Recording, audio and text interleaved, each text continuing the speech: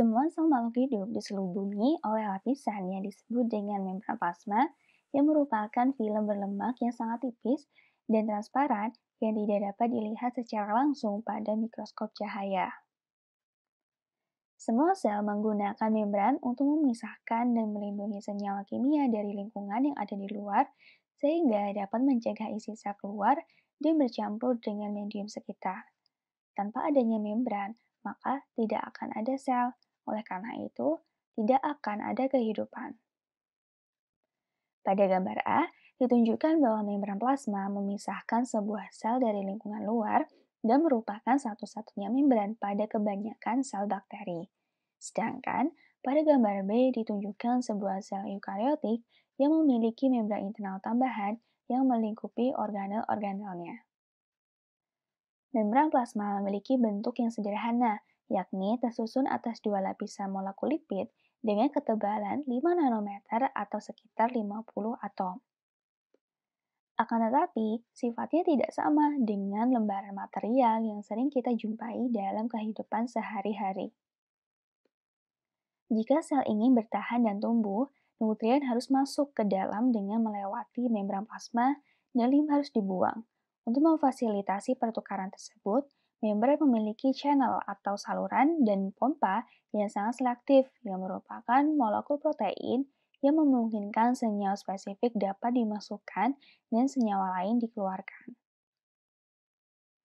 Protein lain di dalam membran bertindak sebagai sensor yang memungkinkan sel untuk menerima informasi mengenai perubahan yang ada di lingkungannya dan merespon terhadap perubahan tersebut. Gambar tersebut menunjukkan bahwa membran plasma terlibat di dalam komunikasi sel, memasukkan dan mengeluarkan molekul, serta dalam pertumbuhan dan motilitas sel. Pada nomor 1, ditunjukkan bahwa membran plasma bertindak dalam penerimaan informasi. Protein reseptor yang ada di membran plasma memungkinkan sel untuk menerima sinyal dari lingkungan. Pada nomor 2, ditunjukkan bahwa membran plasma bertindak dalam pengaturan pemasukan dan pengeluaran molekul.